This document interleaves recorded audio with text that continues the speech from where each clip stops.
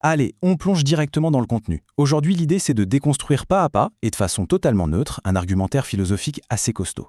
On va se pencher sur les thèses de Jean-Claude Michéa, un auteur qui, disons-le, chamboule pas mal nos grilles de lecture politique habituelles. Le but, c'est pas du tout de prendre parti, mais vraiment d'utiliser cette analyse pour rendre tous ces concepts super clairs et digestes. Et pour commencer, regardons un peu cette citation assez dingue qui barre la couverture du livre. Il est aujourd'hui plus facile d'imaginer la fin du monde que celle du capitalisme. Bam. Ça pose direct les enjeux, non?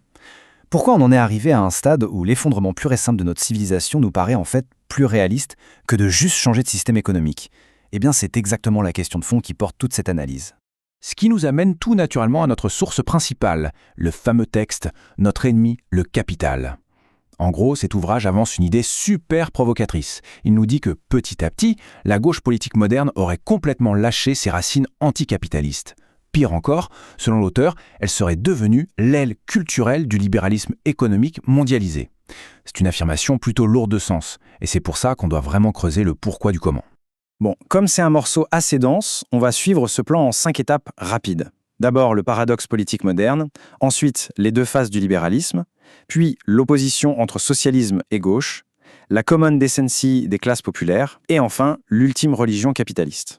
C'est parti avec notre première section, le paradoxe politique moderne, ou comment inverser le paradigme. En fait, quand on regarde la politique aujourd'hui, on a tous un peu ce réflexe de se dire « bon, la gauche, c'est par nature anticapitaliste, et la droite, c'est pro-capitaliste ». Mais tout le travail de l'auteur ici, c'est de démonter cette certitude pièce par pièce.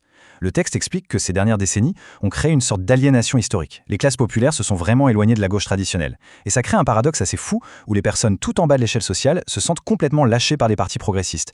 Du coup, ça brouille complètement les pistes de la lutte des classes classiques. On passe à la section 2, les deux phases du libéralisme, à savoir l'économie et la culture. Là, on touche au cœur du réacteur avec ce concept de neutralité axiologique. C'est un terme un peu technique, mais le texte affirme que c'est le vrai moteur du système. Pour faire simple, c'est l'idée que le marché fonctionne sans aucune morale, sans aucune limite naturelle. Et ce qui est fascinant dans l'argument du livre, c'est que c'est exactement cette dynamique qui lierait l'expansion économique sans fin à la volonté culturelle de toujours repousser les limites et les tabous de la société. C'est littéralement les deux faces d'une même pièce. Et cette fusion, la source l'illustre super bien.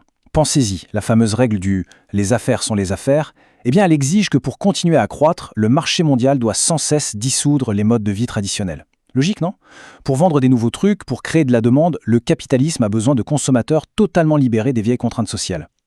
L'économie libérale s'appuie donc à fond sur le libéralisme culturel pour faire sauter toutes les traditions. Ce qui nous amène à la troisième section, le socialisme face à la gauche, ou la grande divergence historique.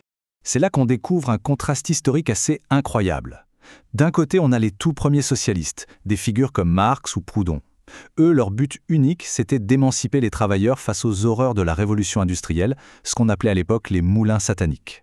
Et de l'autre côté, on avait la gauche historique. Son combat à elle, c'était un progrès purement politique. Renverser la monarchie, vaincre le clergé, détruire l'ancien régime. Bref, au départ, ce sont deux trajectoires logiques et deux combats qui n'ont strictement rien à voir. Si on suit ça sur une frise chronologique, c'est passionnant. Pendant la Commune de Paris, en 1871, le texte nous rappelle que la gauche républicaine et la droite se sont en fait alliées contre les travailleurs. Dingue, non? Ce n'est que plus tard, dans les années 1890, autour de l'affaire Dreyfus, que le mouvement socialiste s'est officiellement greffé à la gauche républicaine. Une sorte de compromis de circonstances qui, au fil du temps, a fini par muter, jusqu'à arriver aux années 1980, où la gauche a fini par embrasser complètement ce fameux libéralisme culturel en mettant de côté la critique du capital. Et pour bien faire comprendre ça, le texte cite de façon hyper neutre un avertissement carrément prophétique de Rosa Luxembourg.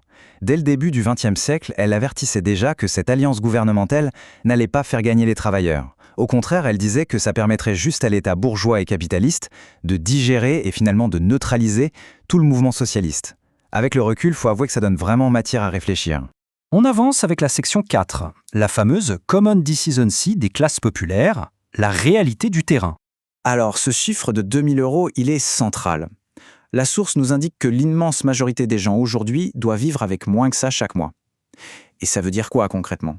Que ça rend les gens hyper vulnérables au moindre choc, à la précarité constante de notre époque. On ne parle pas de grandes idées abstraites ici, mais bien d'une réalité de survie quotidienne et brutale. Et c'est là qu'on arrive au point de rupture souligné par le texte. Il y a un gouffre absolu entre ce que vivent les classes populaires au quotidien, c'est-à-dire la peur constante de perdre son job, le surendettement, la pollution de leur environnement direct, et de l'autre côté, la passion absolue de la gauche moderne pour un progrès qui est presque exclusivement sociétal.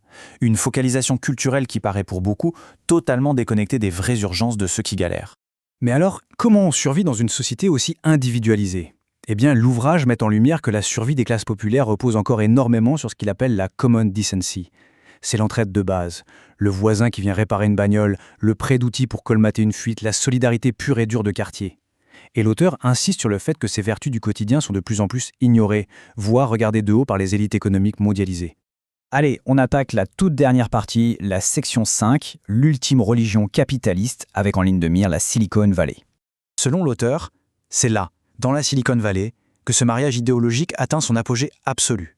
C'est presque ironique, mais c'est la fusion parfaite entre l'esprit de rébellion de la contre-culture californienne des années 60 et la cupidité capitaliste la plus féroce.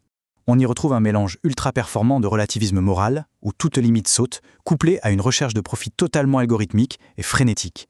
Et le sommet de cette montagne idéologique, c'est clairement le projet transhumaniste. On parle d'intelligence artificielle, de biotechnologie, du fantasme de l'humain complètement augmenté.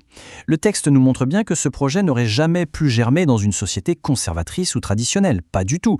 Il colle parfaitement avec cette idéologie du sans frontières, du zéro limite, qui refuse obstinément l'idée même qu'il puisse y avoir des barrières naturelles ou morales à l'expansion du marché. Ce qui nous amène à cette question finale vraiment provocatrice pour clôturer l'analyse. Si le but ultime d'un progrès sociétal continu, c'est de ne plus jamais reconnaître aucune limite, est-ce que c'est vraiment encore un projet d'émancipation ? Ou bien est-ce tout simplement le visage de l'ultime religion du capital mondialisé qui cherche juste à s'étendre à l'infini sur nos vies et notre nature ? Voilà de quoi faire chauffer les neurones. Un grand merci pour l'écoute de ce décryptage de bout en bout, en espérant que cela offre de nouvelles clés pour observer le monde qui nous entoure. À très vite.